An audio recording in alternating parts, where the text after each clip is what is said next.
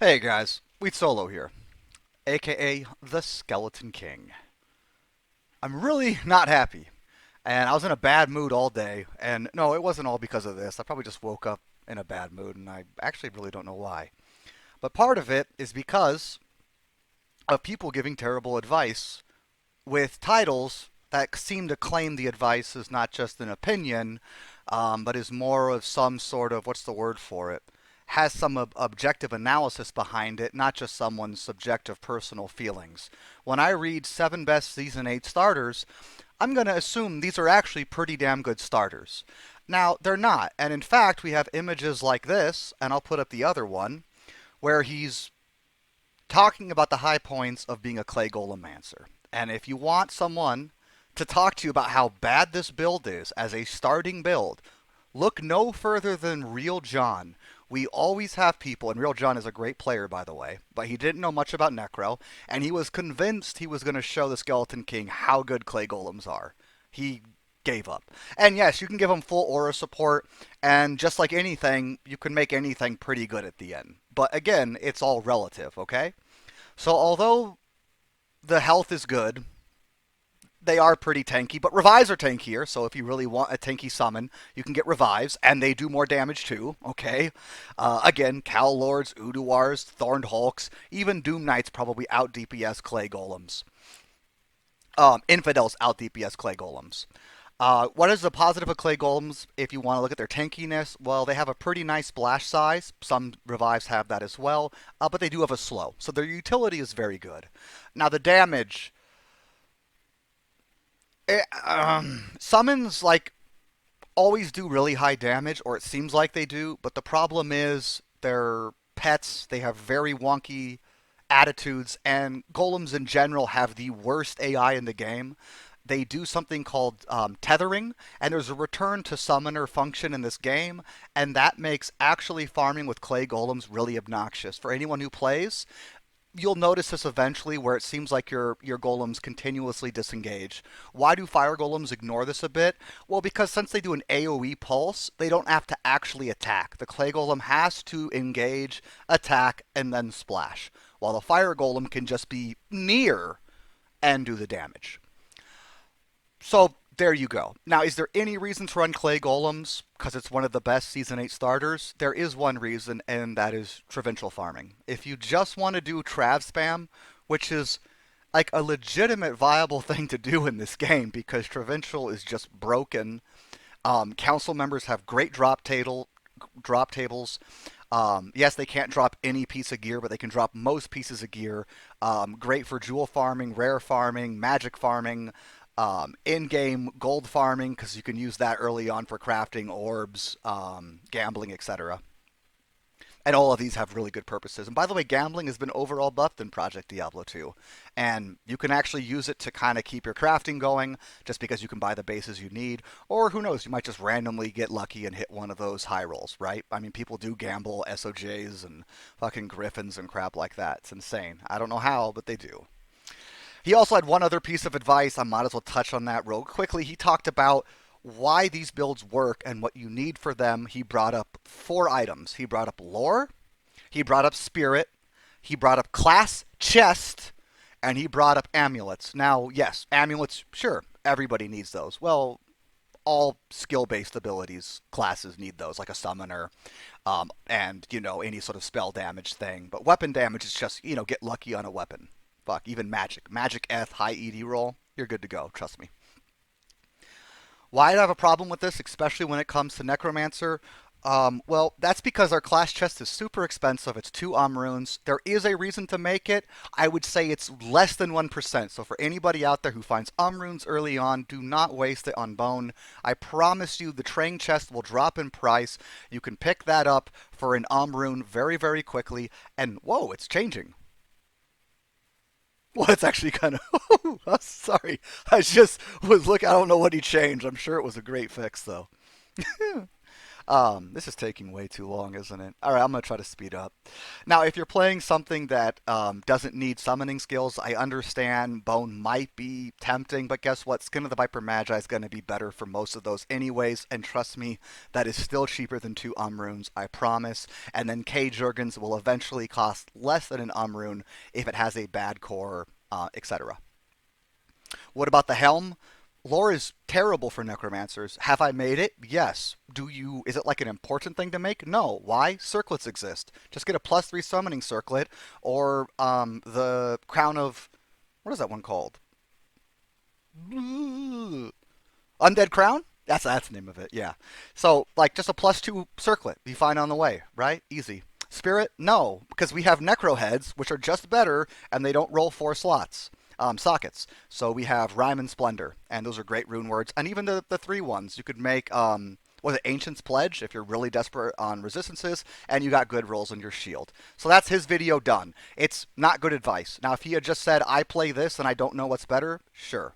But he really should have mentioned that. And I don't know how he doesn't know it's better, because I can just do this first. This is better. This is the best starter build for a Necromancer. And that is barring this, that you don't have a lot of, history playing Project Diablo 2. You're not quite sure how to make, Dark Pact work, which is probably the best day one build you can run as a Necromancer. But it is a little more complicated, has a lot of build variance. I get it. So I guess this is what you do. Max Skeleton Mastery. Max Skeletal Mages. Get all the 1 point abilities you need. Get all the 1 point abilities you need. Okay, there are ways to get Desecrate and Bone Armor without spending 5 points, but that's on you. Okay, that's your choice. Okay, and then you get this last 1 point ability you need. Now, from this point, there are variations. I'm sorry, and I'm just going to bring them up. You can go into Revives. That's what I recommend. You can go into Fire Golems. And by the way, Fire Golems were buffed. Let's do that real quickly. So the old one was quite a big nerf. Since they just got a slight buff in the that's going to be landing when the season goes live tomorrow. If you go max fire golems, tiny buff, and if you want to do the 2020 build, which is like what I'm going to be showing right now, it's a slight nerf. So this is definitely going to be viable. And if you don't like dealing with revives, do this one. But honestly, guys, I think you should just go into revives. And why? You have a lot of skill points left for curses. And so what would I do? I would do this. And no, you don't need to be level 97 because this doesn't take into account skill quest. So this would actually be like level, 85? Because you have 12 skill points from the skill quest. Yeah. Why would I do 20? And by the way, if you don't like doing tri-curse, dual curse. Because I always recommend Act 1 Physical Merc. They're just that good. Put a Harmony on her. You still get Vigor. That was one thing he did right. He was using a Vigor Merc. One thing he did wrong, he was not using Decrepify. So if you are going to be playing a Max Clay Golem build, get 10 CM and run Decrepify too. Because like half the time he's not doing anything. I get it. There's not much to do. Well, cast 2 curses, fool. Okay. So, Pool Noodle's done. Let's go on to the DH. I wish Toplug would have been here. It would have been a lot more fun. And we're just going to do one quick breakdown on this. We went through most of this. I'm not going to see if he changed anything. I don't need to like repeat myself, so to speak. But real quickly, Mage Skelly's is the S rank build. Why? Because it just does everything well. It just does everything well. This is better than this one. Brand Proc is way too slow. Bone Spear is not a good ability. And I kind of went through Poison Nova. I'm sure you know my feelings on that. It is literally going to be the best mapper in the game. So right here, the solo mapping top 10. I think Corpse Explosion is actually a really solid choice, but there's no way it's going to be a top. It might be a top 5 build. I still put Poison Nova as number 1 and Dark Pact as above, probably number 2 for any class. We're a very good mapping class. Caveat, Sorks are actually really good at T1, and if you buy the best gear, they can do T3s pretty quick as well. Let's not do that. Overall class power rankings, funny enough, I actually think this is not that bad this season. I think Amazon's too low. I think Druid might be too high. But besides that, I kind of get it. By the way, Charge doesn't work, really, still. It's definitely fun. It's just way too buggy still, and that's never been fixed. No. Passive.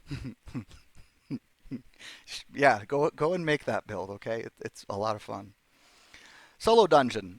Yeah, mages. Mages make solo dungeons capable, and again, it's this build. You go back to here, you do Skeleton Mastery, Skeletal Mages, and Revives. Why Revives? Because they're the best tanks. Mages because they have every element. And then you'll be running a Grem's Burning Dead Scythe. I just want to see what this is in case it's important. You gonna join on? Yeah, yeah, I thought so. Poor me. So, top 10 dungeon buddies. Revives greater than Skellies? Yeah, sure. Again, it's revives and mages. You can just put that. That's what works. Dark Pact is great for dungeons. They're not really good for soloing them because there are some high magic res or magic immunes, but curse support is just always useful. Corpse Explosion is not useful. Okay, I'm actually making the video right now, so let's do it. Yes, okay. Also, in Pool Noodle's video, he says the best assassin starter is Phoenix Strike. It's fun, and if look, if you want to play Phoenix Strike, please go ahead and play it. It's a great way to level through the game, to clear hell, and it'll even map. But is it one of the best starter builds? No, the best starter build is Light Trap. And what's like the second best? I was actually gonna say Wake of Fire, but it must have been nerfed again. So there you go. It's a good thing I've got his list. Wake of Fire is just like such a good ability, but I'm guessing it just doesn't do enough damage anymore. By the way, Blade Scent has been buffed a shit ton, guys. So if you want to play it, please do. Yeah, Cobra Strike is insane. By the way, I'm high on Fist of Fire. I already talked about that in an earlier video with Topwug. It's got a splash radius increase now. It seems insane. Okay, so again, Sins seem like they're going to be really fun. So the class power rankings seem pretty good. I just spat a bunch. That's disgusting. Okay, starter lineup. Uh, Mages. Mages go on top. I think Fire Golem's actually a pretty good starter, but I don't think I'd rate them that higher. It's Mages, okay? And then what's next? For simplicity's sake, as in you're a newer player and don't want to deal with Dark Pact, it would be Mages and Corpse Explosion. Boom. Just two builds. Okay, Uber Tristram, what's the best? He says summon skeletons. Basically, I just made two videos on this, guys. The best build is actually going to be Mages, Warriors, and Revives. Okay? Golems are okay. But again, you just use them. You would use them with Revives.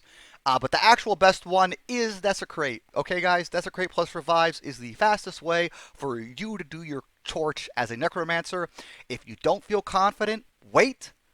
Get around 40 skills. So, 40 Skeleton Warrior, 40 Skeletal Mages, 40 Revives, and you can do your Ubers. I'm not going to... These aren't builds for Ubers. It's actually really, really painful. All right. Yeah, again, we're just doing two. Top 10. Um... I actually think Desecrate should be listed on top 10 Uber Tristram builds for its budget purposes. Fury is really good, but it's not as budget as you think. Summon Doodoo is really good. I have no problem with that being above Necromancer for Ubers. But basically, it'd be more like this. Summons on is number one for pure budget. And then honestly, Desecrate is somewhere in the top five. And I don't know where Summon Necro would be, but it would probably be somewhere. I really wish that my friend Topwig was here because he literally is the greatest of all time when it comes to Declone and Rathma. I just going to be honest, I don't know how much Dark Humility has done Declone and Rathma, as in even level 1, let alone doing higher levels. Because these answers don't really make sense. If you're talking about level 0, listen to me. It doesn't matter. If you're doing level 0, use any build in the game. You know how I said there's like the best Uber build? It's basically the same here. Mages and Revives and Warriors or Desecrate. Poison Strike works too just because there's less targets on the screen. I would just stick to Desecrate for a newer player. Don't even bring up Poison Strike, although it's a very good single target. But in the end, any build can do Uber Tristram with enough gear. And what does that mean? Well, if level 0 Declone and Rathma are easier than Uber Tristram, which is true, you might not know the information you need and die to something you're not prepared for. But if you just weigh up the amount of ways you can die, I would say Chaos Tristram is much more dangerous for things with desync when it comes to the Cold Wave of Bale, Charge Bolts of Mephisto, Conviction and Lower Resist being constant threats, and Declone chunking away health too, especially with some desync. So it's easier. So just get enough gear, do it, run whatever you want. If we're talking about higher levels, I'm not even going to go into it. Just wait for Topwig. Watch his videos. He has so much information on it. Fury is really good, but I believe Topwig still believes Peg Javelin is going to be the best for both. Is that pretty much it? By the way, this is a really useful map. Or a little side note here. Side image. Look how good immunities are for mapping. This is why mapping is so much better than farming M level 85 areas, because in general there are very few resistances. For instance, fire, jungle, cistern, bastion, keep, Vizjun, crypts, caldeum. The only one I would not run is Vizjun. It is super annoying. If anyone doesn't want to run, what was the other one that's really annoying for fire? No, yeah, exactly. Some people don't like Fall of Caldeum, but those are all the maps you could run if you're fire golems. If you're mages, you could do any one. If you're poison, playing poison over budget, look at how many maps you can run. Bastion and jungle are insanely good. I would never run Battlefield if somebody paid me to. Lost Temple is great. Sanatorium is great. Westmark is actually great. It's kind of dangerous if you don't know it. Again, Fall of Caldeum is a good map, although it's not that popular. That's it. Skelly King out, guys. GG.